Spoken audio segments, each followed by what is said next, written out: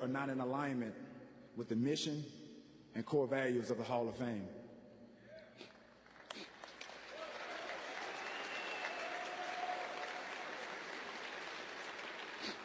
These writers disregarded the system, the criteria, and bylaws in which guys are inducted, and ultimately the true meaning of the Hall of Fame and what it represents. I wanted to take a stand so the next guy coming after me will not have to go through what I and others have gone through. Whether it's 3 years or 45 years, you should get what you rightfully earned. CC, what did T.O. miss by not going to Canton? Well, first, let me address what he said. As far as him feel like he's taking a stand for the Hall of Fame because the writers don't line up with the core values as far as what our core values are. There are commitment, integrity, courage, respect, and excellence. Those are the core values that I didn't know. I mean, I have those in my life, but I didn't know they were the core values of the Hall of Fame until when, Sarah?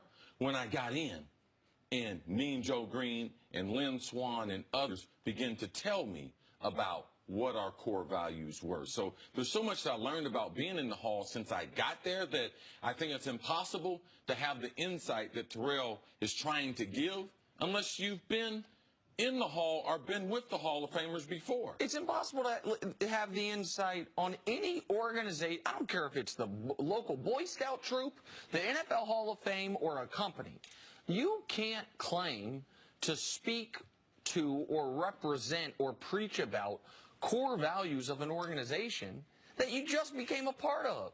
It's just naturally illogical. If we hired someone for this show and their first day here, he's like, let me tell you guys, he or she, about the core values of First Things First. Like, the hell are you talking about? I knew you'd seize on that because it just seems like there's a time and a place, and there's people who are equipped to talk about things. I'm not saying T.O.'s not smart enough or wouldn't eventually be able to talk about these things, but how do you know about the core values of an institution in which up until that moment you were not a member? And T.O. has verbalized, so he didn't tell the truth there. He's verbalized to Hall of Famers that if he had been selected in his first year or second year and not being selected his third year when he was, but Randy Moss got in his first ballot, that affected him. So he's not even telling the truth.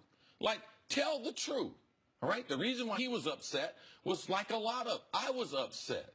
Like a lot of other people were upset. Lynn Swann waited over 14 years to get in. So him even doing this is not going to right something that all Hall of Fames have.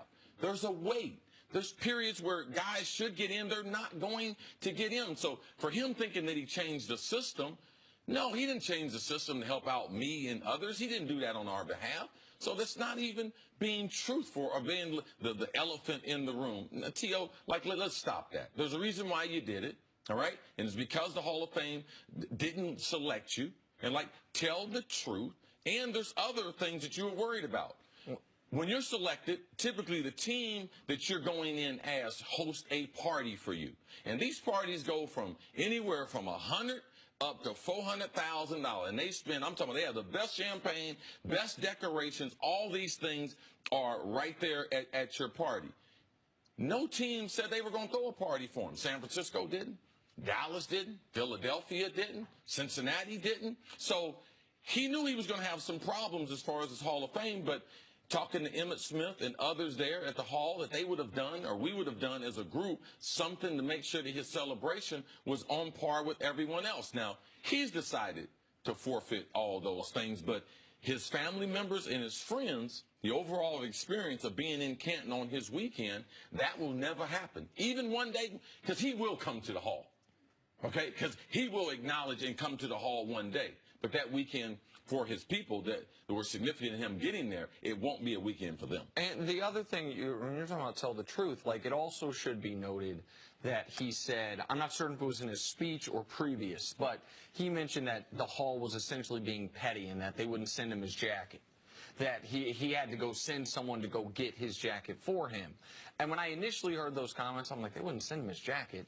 and then I found out the actual circumstances. When does everyone get their jackets, see? On Friday night, we have an official ceremony where your presenter presents you for the first time with your tailor-made jacket. So for Ray Lewis, for Randy Moss, for Brian Dawkins, the first time they got to put that jacket on was Friday night. Friday night. And Dave Baker, who is our leader, decided that he would not allow them to see his jacket before the other Hall of Famers saw their jacket. Well, that's the key. Is T.O., correct me if I'm getting this wrong, T.O. was told, listen, we can send it to you via FedEx Friday night, or on Friday night, you or an emissary, you can send someone on Friday to get it. What we're not going to have is the guy who's not showing up get his jacket before Brian Urlacher. The funny thing about Ray Lewis, the person that he sent to get his jacket, this guy picks up the jacket. He goes to Ray Lewis's party. Me and Sue were partying with Ray Lewis. He had an amazing party. Man, the Ravens, they know how to throw a party. They had some good food, drink. His buddy, T.O.'s buddy, was at the party.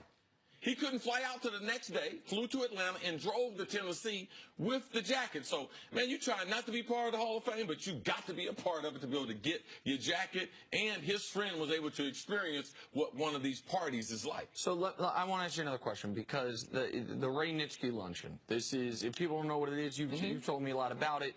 Nobody's allowed into this luncheon except for the living Hall of Famers and that class of soon-to-be Hall of Famers and their presenters, correct? Yes. That's it. There's no media there. It's not. Sue couldn't go. No. Like, it's just you guys.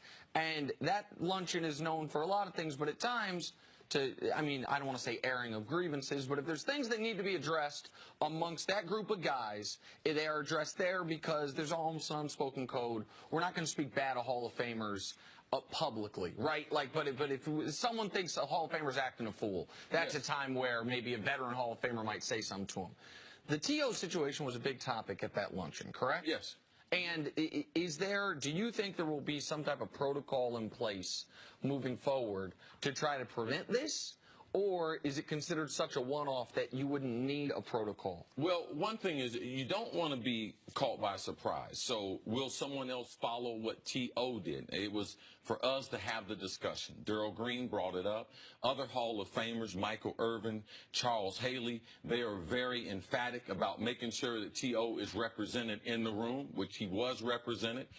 Joe Namath had some compelling things to say about what a man is going through and walking in his shoes and understanding that, or just being empathetic enough to know that he's going through something different and respecting that whole process. But I thought the Hall of Famers, we had a great spirited conversation about what we're going to do moving forward. We believe in Dave Baker and the things that they have done, even in this situation, but someone thinking that they're going to boycott the Hall of Fame and it's going to change our system of how we're doing things, they are wrong. And for T.O. to think him not being there changed something this weekend, it didn't, and it won't going forward. He was the one who missed out. Coming up, Jalen Hurts speaks out on Alabama's quarterback controversy. You can hear it from him next on First Things First.